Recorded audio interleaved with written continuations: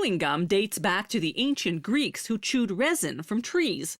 Modern chewing gum was patented in the US in 1869 by, believe it or not, a dentist. In 1928, another American invented bubble gum.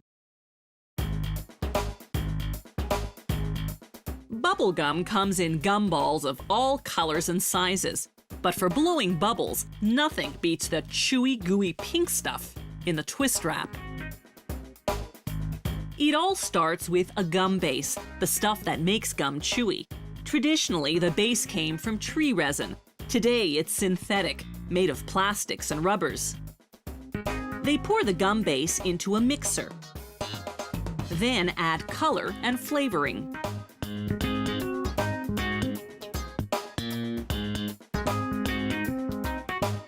As it begins mixing, they pour in glucose syrup, a sweetener. Because it's liquid, it helps keep the gum base soft.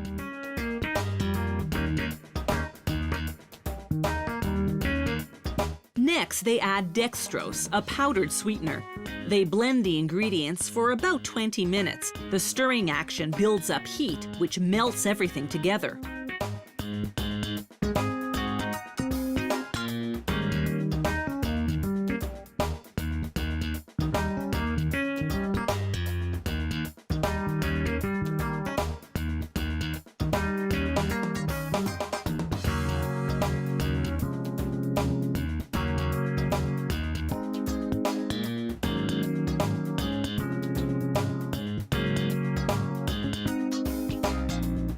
The mixture's ready when it reaches the consistency of bread dough.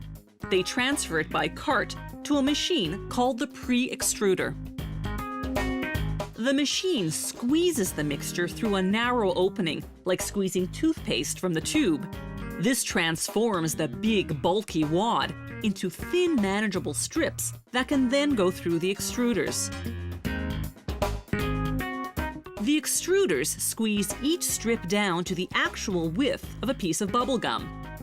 It comes out as one long, continuous stream to be cut into bite-sized pieces later on. This extrusion process heats up the gum.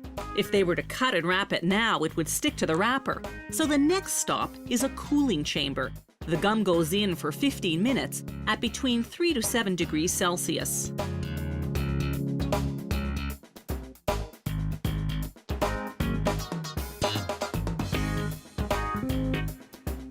When the bubble gum comes out, it's cooled down enough for what they call the cut and wrap. One machine does both jobs in a fraction of a second. Watch the action in slow motion. As the continuous stream of gum enters on one end, the machine cuts it into bite-sized pieces, pushes each piece into a wax paper wrapper, then twists both ends of the wrapper closed.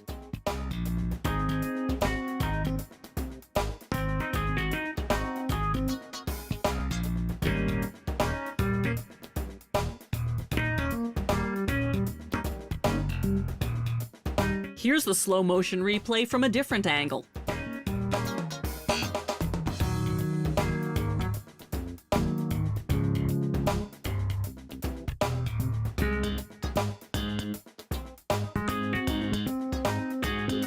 The machine processes 900 pieces of bubble gum per minute.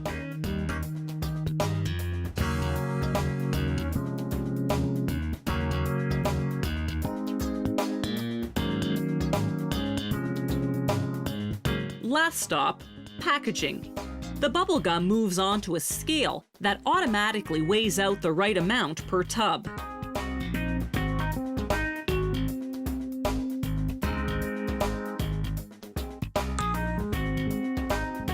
They seal the tub with plastic to make it airtight. This keeps the bubble gum fresh. Ever wonder why bubble gum is pink? It's because that's the only color Walter Deemer had on hand when he invented this treat back in 1928. Since then, the color just stuck.